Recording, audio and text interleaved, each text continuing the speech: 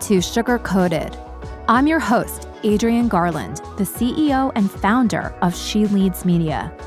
Join me each week as we dive into raw conversations with remarkable, uncompromising, and inspirational women that will encourage you to strip away your sugarcoating and move boldly in the direction of your magnificent dreams. For far too long, women have been conditioned to sugarcoat their words, their actions, and the way they show up in the world, and to conform to certain cultural norms and ideals. This is inherently designed to keep those who are outside of the norm from gaining power, prestige, wealth, and influence, preventing more women from being recognized and respected as the powerful leaders that we truly are. The Sugar Coated podcast shines the light on all the incredible women and the work that we do, the innovative and transformational thoughts that we have, and all of the impact that we are making in this world, both personally and professionally. Sugarcoating anything stops right here. Let's get to it. Hi, everyone. This is Adrienne Garland, and welcome to Sugar Coated. Today, I just did a recording with Illana Raia. She is the CEO and founder of a nonprofit organization called Être. Être means to be, and Être is all about providing mentorship to girls. And what she does is she helps to connect mentors in large and small corporations all around the country with girls who are looking to ask questions, to learn about certain professions, and to seek out role models. And I'm really excited about what it is that she's doing because it provides girls with the opportunity to literally see what they can be in the future. Her work is so important. And in this conversation that you'll listen into now, you'll hear all of the incredible things that they're doing and all of the incredible places that they've been able to get into and have these powerful conversations with female leaders. One of the things that is really laying heavy on my heart is everything that is happening in the world today. We are just a couple of days past the brutal murdering of George Floyd at the hands of a police officer who was really supposed to be protecting him instead of murdering him and holding him down so that he couldn't breathe any longer. And, it's with a heavy heart that I am recording this week. One of the things that I hope that this organization, Être, can do is to be a mentor for these girls that are in segregated neighborhoods so that they too can see what they can be and have the chance to ask questions to female leaders. There is so much systemic racism and discrimination that is just built into everything, from the places that we're born, the neighborhoods that we live in, and the opportunities that we have. I really love what Être is doing, and I hope that this is something that gets into all different neighborhoods. Of course, I'm a huge proponent of women and leadership, but even this idea of opening up these conversations with people that are not maybe necessarily in the same situation and really getting these ideas into the minds of the youth is something that is super powerful. So with that, please listen in to the Sugar Coated podcast with Illana Raia, and please take some time and go over to the reviews in iTunes. And if it so moves you, please give us a 5-star review. It really helps us to spread the message about women entrepreneurs and women leaders. And it helps us to get our voices out into the world and amplified. So please tell everybody that you know about the Sugar Coated podcast and all of the different podcasts that are on the She Leads podcast network. We have Feminist AF, F. We have Life After Corporate. We have a couple of other podcasts coming out very, very soon. Entrepreneurs, IRL, some therapeutic type of podcast, and lifestyle, and so much more. So please, please check them all out. Go to sheleadsmedia.com, click on the podcast link, and if you would like to send me an email, I am super responsive. You can ask anybody. My email address is adrian@sheleadsmedia.com, and enjoy this episode. My name is Adrienne Garland, and welcome to Sugar Coated. I'm so excited today to welcome my guest, Illana Raia. She's the founder and CEO of Être.com, which is a mentorship platform for girls and for women. Welcome, Illana. Thank you so much. I am so excited to talk to you. I just learned about Être, and I was diving into all of the incredible work that you're doing with girls and with women and the mentorship programs. And I have to tell you that I'm so impressed with the traction that you've gotten and the visibility that you've garnered for your organization. I would love to talk all about that, but what I really want to do is to have people get to know you a little bit better. So if you could just kind of let everybody know, who you are and why you started Être. Sure. Thanks so much for having me. I am a very unlikely founder. I will say that at the outset. I had no idea that I was going to do something like this, and it has become such an incredible joy in my life. But when I started out working, I was a lawyer, and I was a really happy, really nerdy mergers and acquisitions lawyer in New York. And I truly thought that I would do that forever.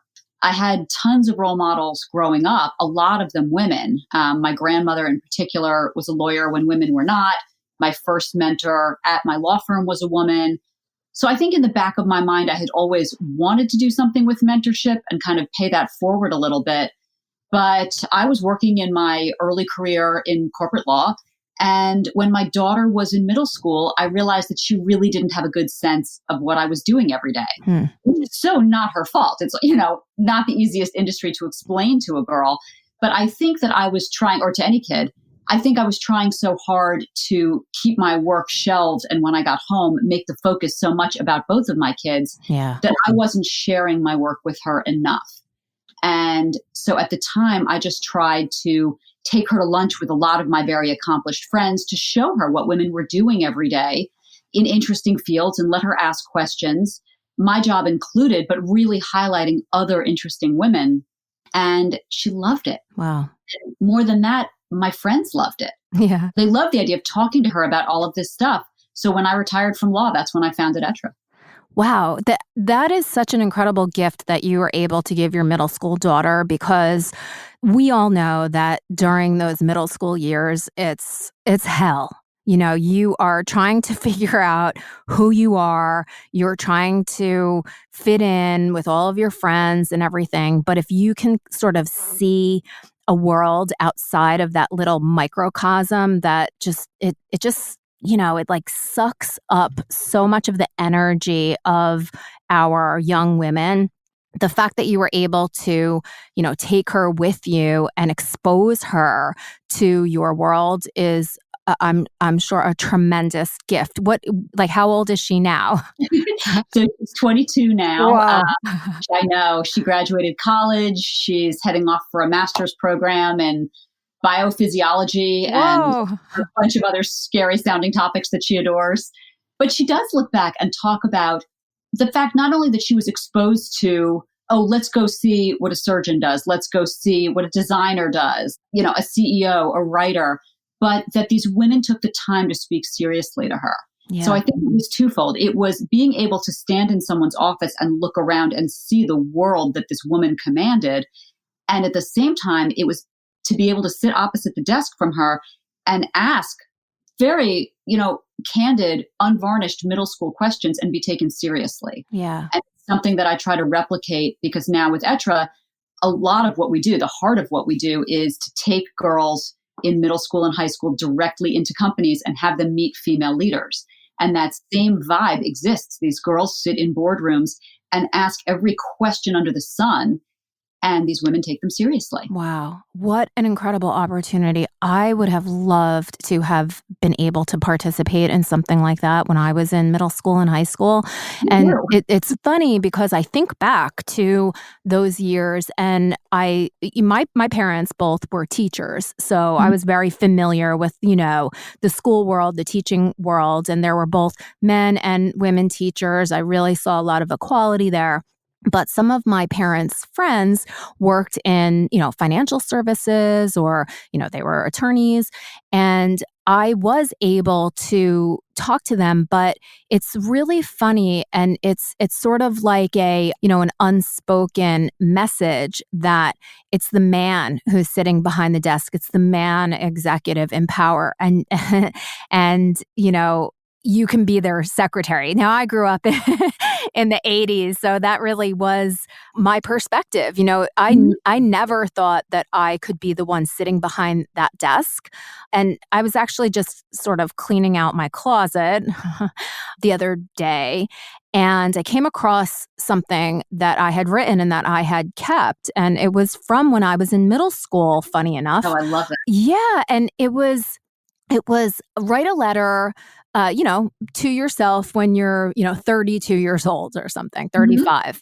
And what I wrote is, I really want to be a secretary to a high-powered doctor. Like, my dream was to be a secretary. Right. But it was probably showing an interest in that field. Yeah. You didn't gravitate to, you didn't want to be a tax attorney secretary. You wanted to go into that field. And so what's interesting about that is I wonder whether the things that you thought resonated with you then, whether it was the STEM aspect of it or the fast pace of it, do those things still align now with what you love? Yeah. A lot of times when you talk to women and you say, well, what did you love when you were in middle school? If you were a reader in middle school, odds are good you're still an avid reader. Yeah. You may not at all have the profession you thought you would have, but those fundamental things, if you loved sports, if you had a philanthropic interest, a lot of those things stay with us. And so what we try to do too is to say, don't quit the things you love in middle school. Yeah. It's an easy time to have your confidence falter and say, oh, I'm going to step out of that scary science class, or I'm not going to try out for the next level tennis team. And to put them in front of role models who will say, oh, I remember what that feels like, but stick with what you love, stay through, because then there's no ceiling to what you can do. Yeah. That is such a powerful message. And one of the things that I definitely wanted to talk to you about was, when do girls sort of lose that confidence that they have and start to look around and say to themselves, well, wait a minute, maybe I can't do this. Maybe this is, maybe I should be a secretary instead of going to actually be the doctor, because it happens and it still happens today. Right. I think that there's a lot of data pointing to this exact age. There are studies that say that between the ages of 8 and 14, girls' confidence can drop by 30%. Yeah. That their interest in sports, that they'll drop their sport that they've been playing at twice the rate of boys by the time they get to age 14. I know it's, and do you feel that, how long has Être been? We just turned 4. Okay. So you just, congratulations. 4. So thank you. We are new in the space. You're new. Okay. And it's a big reason why we love partnering and befriending larger girl organizations, because it is such a friendly and welcoming sandbox to be in. And we're learning a lot from a lot of the role models. So yeah, we just turned 4. Yeah. That is incredible. To just even get past year 1 is like an accomplishment. So congratulations. I have sort of like a 2-part question. Do you think that inserting a mentor at that age between 8 and 14, have you seen evidence that gets girls past that hump, or it helps them to not go so far down the low esteem path? Mm-hmm. I have 100%. And what's interesting is that now that we're 4, I'm seeing a little bit of the school life cycle play itself out with these girls, and seeing them come back to the role models that they met. So I started these lunch and learns. When I first started Être, it was just a resource site. I was posting quotes from accomplished women, role model quotes. And when I formed a board of all middle and high school age girls, the girls were asking to meet the women. So that's actually how a lot of the lunch and learns really started to get rolling. Wow. Was that the girls wanted to get in front of these women. I wasn't sure we were a big enough organization to be on anyone's radar, but we asked, and these companies all threw their doors open. So a lot of the girls met their first role model face to face when they were in middle school. Wow. Spotify hosted our first. We went to Google, we went to YouTube, Morgan Stanley, the stock exchange, all of these places. And if a girl met someone who really inspired her, say at, YouTube, when she was in the 7th grade, I'm now seeing as she gets deeper into high school, these questions, can I reconnect with that woman? She gave me her email. Do you think it would be okay if I emailed her? Now I have questions about internships and colleges and, suggested majors. And it's been so interesting to see not only did the women make an impact when the girls were younger, but they are now serving as, informal sounding boards as they take this next step. So I see the impact coming back twice. And I also see the girls being brave enough to raise their hand. If they're brave enough to raise their hand and ask that question in a boardroom or in someone's office, they almost have no excuse not to raise their hand in a classroom or in an auditorium.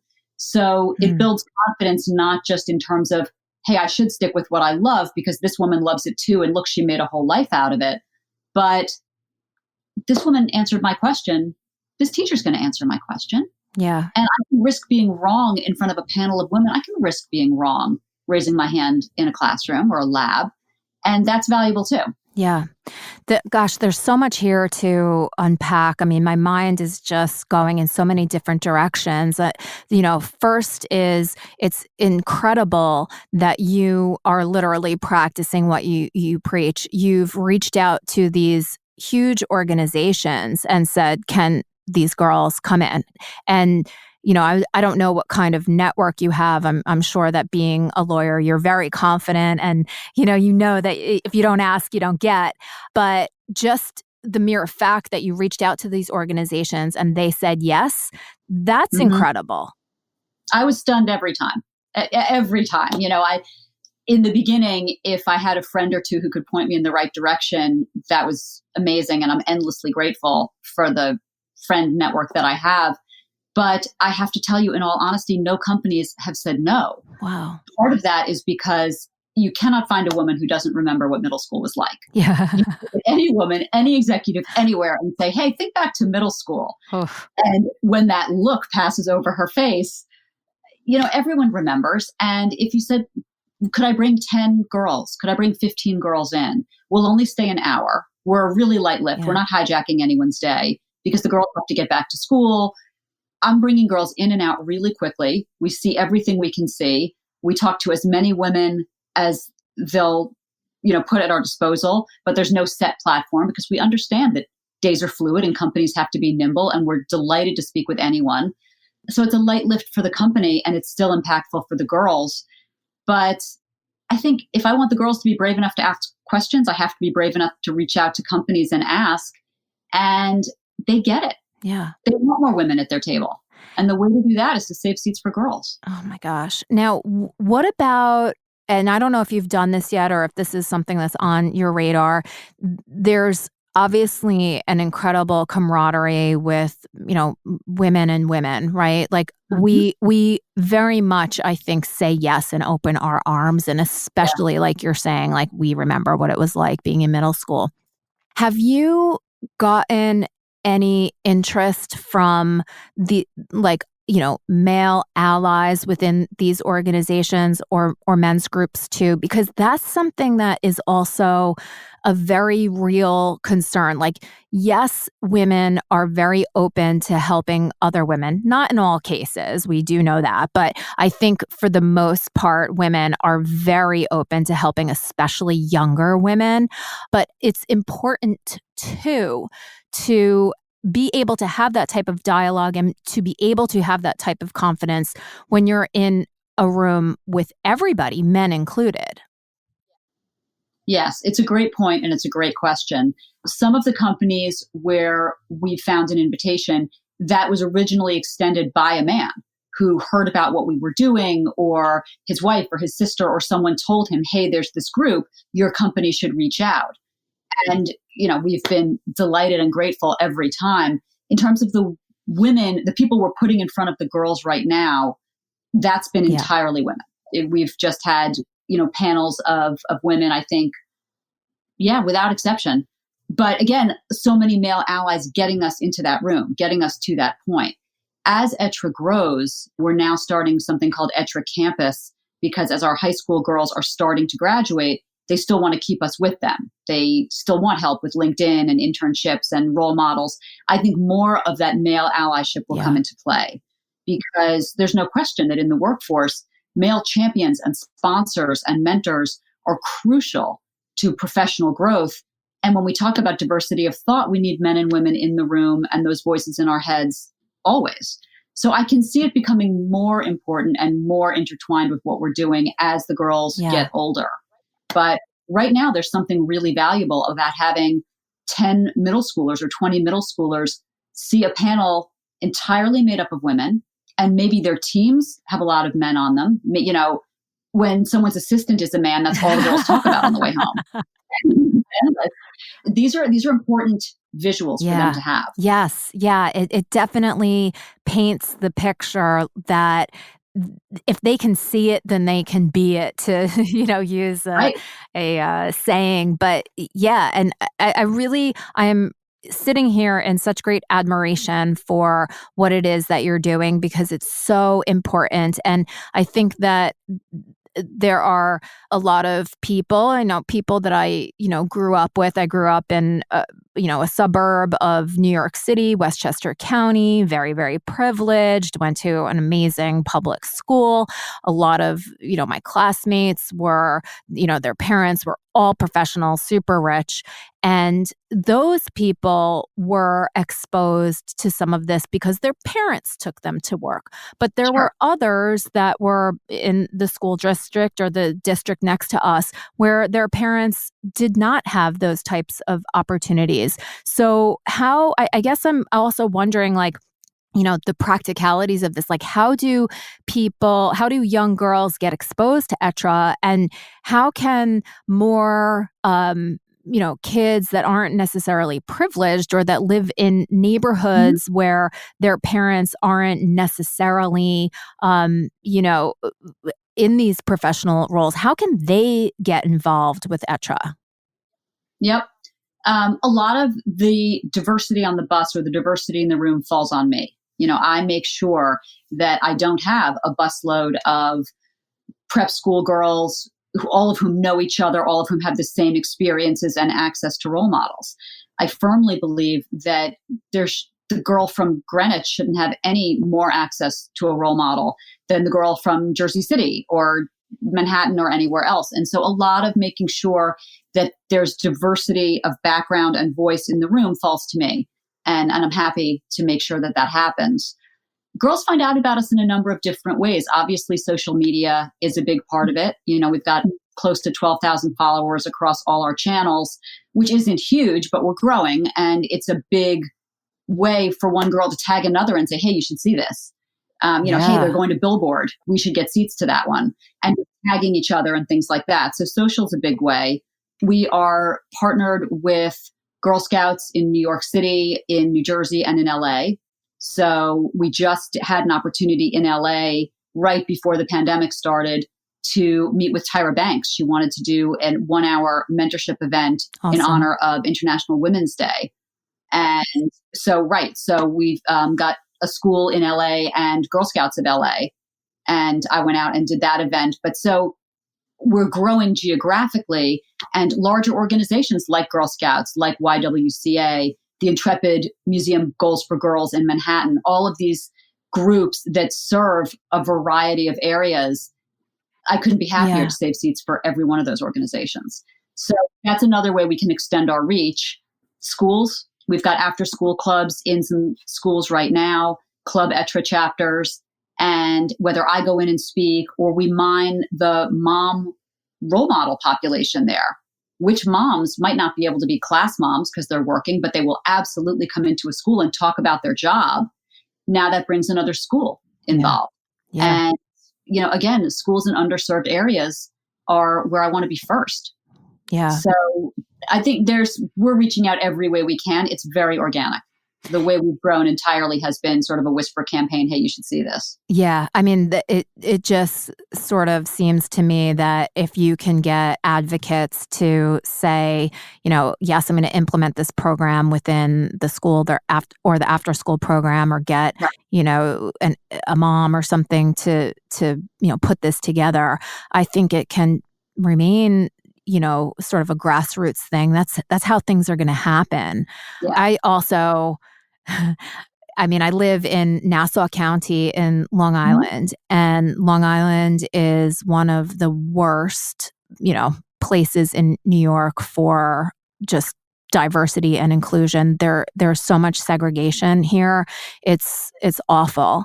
If there's anything that I can do to help bring this program into some of the schools and the districts that, where I live, like in Hempstead or in, Glen Cove, yeah. I think that would be incredible. I would love that. And I've been to Girl Scout troops out in that area. What's great about the Club Être chapters, and again, this was another idea that came from a board member who went to school in Rye, actually, came to us and said, I want to bring Être into my school.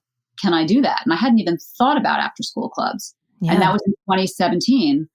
So we were a year and a half old, and we started it. So these after school clubs are girl founded, they're girl led, and they can pick any topic they want off of the Être Girls website. So they might do one meeting a month where they talk about a different topic every month, or they might just say, we just want to be a club for financial confidence. We just want to be a club for community service or a book club. And they might meet once a month or 4 times a year because the girls are busy. So what I love about the clubs is that whatever school they land in, we work with the school to say, what are you missing? Yeah. What do you need? How often is it feasible for them to meet? This could be just twice a year, or this could be a constant thing, because we want it to be woven into the fabric of the school so that older girls can mentor younger girls. Older girls can introduce these topics to younger girls, and then when they graduate, the younger girls take over. And that's what we're starting to see. And it's nice to have a little girl power voice on a campus. Yeah. And it's really interesting to see the parent population get involved. So that's been nice. Wow. Just wow. First, I definitely would have joined when I was in middle school. So I'm a little jealous. But one of the things that I think is also a really powerful aspect of this is that so many of the organizations that you see that are about women or girls are very, like socially focused, a little surface. The Girl Scouts do really great things, but, the selling of the cookies, it just doesn't feel as powerful. And the way that you're talking about this mentorship program and the fact that these girls are sitting on the board, raising their hand, saying what issues and areas of focus they want to bring, they're paying it forward, putting it back. This is really something that is very, very special. And I guess, it seems to me that you sort of did this as a gift to your daughter, and it just kind of blew up out of there. Yeah, it was a surprise. She was already in college when I started it. So, she was absolutely the inspiration for it. But I had retired from law by that point and wanted to do something different in this space. And I was happy to let it grow in whatever direction it was going to go in. The board has been crucial because I didn't have a middle school girl anymore. And so it was important to me to have that constant, very raw feedback from the girls. I don't want to take them to a company where they're not interested, or they don't use the product or understand what they do. And I will absolutely chase down whatever role model. If I send them an email and give them a choice and say, if we interview someone next month, would you rather have an athlete, an astronaut, or a hedge fund manager? And 70% say an astronaut. That's what we're going after. Love it. So I do try to take direction from them. I will say, though, we love all of the other organizations and the partners and the friendships that we've made with these other groups. Of course. A number of our girls are Girl Scouts, and it's interesting because I think they get that early confidence. When you're talking about daisies and cadets, they get the early confidence in the Girl Scouts. And it's really nice to be able to work alongside a group like that and say, they just put out a huge at-home resource guide for everyone who was in homeschooling and trying to keep up with academic and social, environmental resources during the pandemic. And we couldn't share that enough because they're doing so much of the heavy lifting and their resources are so deep and so good. So it's really nice to have any of that middle school meanness that you might think of when it comes to, girl organizations. We've found none of it. It's just beautiful. A really friendly, awesome club that everyone wants to share everyone else's resources. And I've been thrilled. Yeah. Wow. I mean, I'm almost speechless with the incredible work. And so you're 4 years in and you're growing and expanding, which is incredible. I did see also that you have a really inspirational book. We did. We wrote a book last year. Yeah. It's about 7 months old right now. It came out on Day of the Girl in 2019. Wow. What's in that? I saw a little bit, but tell me about it. We wanted it to be almost a compilation of everything we had done up to that point. The 10 chapters in the book mimic the 10 Who Do You Want to Be pages on our website. So Être, I should have said this at the beginning, but Être in French means to be. Right. And so the idea of it is asking girls, who do they want to be? So we key off of that, Be Innovative is a chapter that talks about young entrepreneurship. And we highlight young girls in middle and high school who have either brought products to market or started companies or being innovative in other ways. And then we also speak with women who have been incredibly entrepreneurial in their careers. So the different chapters lay out like that. Be Wise is about financial literacy. Be Strong is all about sports and athletic role models. Be Charitable is all about philanthropy and how you're not too young to have a real impact in that space. Be Smart covers academics and STEM. So for each of these 10 chapters, we have quotes from 40 women, all luminaries in their fields, and 50 girls across the country. And woven into that are articles that I've written for places like Huffington Post or Thrive, Elevate, breaking down a lot of these big topics for younger girls. What does equal pay look like when you put it into a word problem in math? Yeah. None of these topics are beyond middle school girls. It's wrong to underestimate them. They can understand all of them. And so the book, it's a paperback magazine style, flip through it, pick a topic that you want to read about. You don't have to read it cover to cover, but it's been a really nice way to put in one place advice from the women we met, inspiration from the girls on our board, and sort of a touchstone for big topics that girls want to hear about. I love it. I'm going to buy myself a couple of copies and gift it to some people that I know. That is really, really cool. Thank you. It's available everywhere. On our website, there's a page called Our Book, and you can find what people are saying about it, which awards it's won, and girls' reactions to it, which is nice. Wow. When you were speaking before, I was thinking about another organization that's doing incredible things, the way that they're actually designing and developing their businesses. It's about humanity and the environment. But B Corp women, they have a group called We the Change.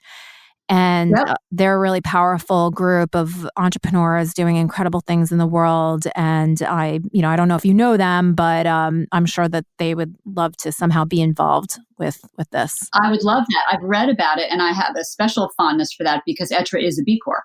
Oh, we're specifically not a nonprofit. We are a benefit corp, in part because I didn't know exactly what it was going to be when I started it. Right. And this gave me a lot of flexibility, but I love any company that builds its mission directly into its charter. Yeah. So when you look at B Corps, like Ben & Jerry's or Athleta or Patagonia or any of the others that have taken special care to protect their mission in their charter documents, I love that.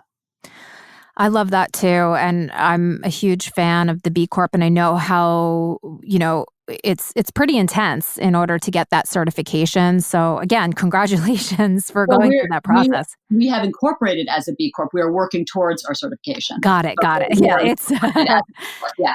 It's a little, we're still in that. That's great, though. I mean, maybe at another time you and I can talk, because it's something that for She Leads Media, I'm really interested in and have been for quite some time, but have been, a little reluctant just because I know that there's so many things, so many hurdles to sort of overcome, but other people have done it. So, I'm definitely interested in that. So I think that we're about at time.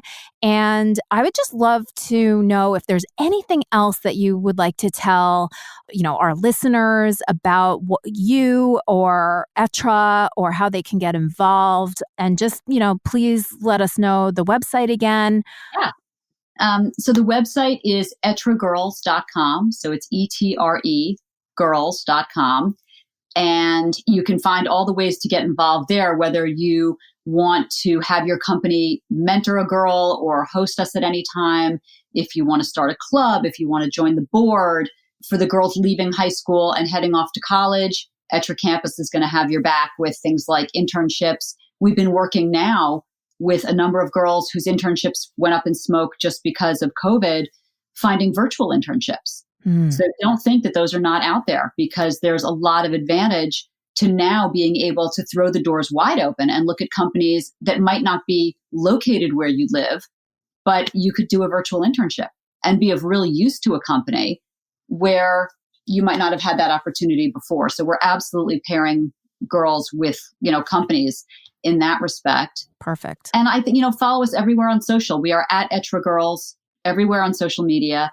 And now especially, certainly looking to the events of this week and beyond, social media is a tremendous place to learn and educate yourself as to what's happening, and then to be able to find your voice and speak up and support organizations or individuals where you want to align yourself, protest the things that don't sit right with you, and share resources. There can't be enough of that right now. And we've had our girls being so involved with what we post and suggesting and commenting on what we need to be doing.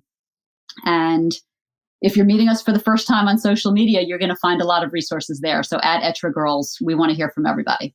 Amazing. And yes, we will follow you. And yes, keep up the great work. And yes, let's educate ourselves and educate the girls, because these are our future leaders. And I'm just so hopeful that these young women who turn into powerful, influential women, that we're going to be able to change the way that things are and hopefully eradicate some of this nonsense and just utter hatred.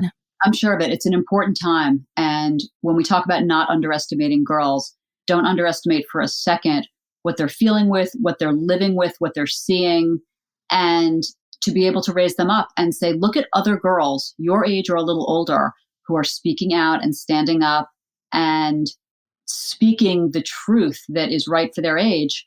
They can do it too. Yeah. And it's a really important time to listen and then find your voice. Yeah. And, just hallelujah. And I think, also going the other way, older women can likewise be inspired by some of these younger women's voices. It doesn't always, work that the older are the wiser. In a lot of cases they're not. So when I see these young women being so powerful, my heart explodes with joy. And it makes me know that if somebody who's in 8th grade is articulate and can speak up and, speak out for the injustice that she sees, well, then I can do it too. Right. Exactly. Yeah. So, Illana, thank you so much. I really enjoyed our conversation today, and I'm going to be ordering the book and following you all over the place. And everybody, please do the same. I really support everything that it is that you're doing, and I can't wait to get involved. Thank you so much. I had a blast. Thanks for having me. All right. Have a great day. Thanks. You too. Bye-bye.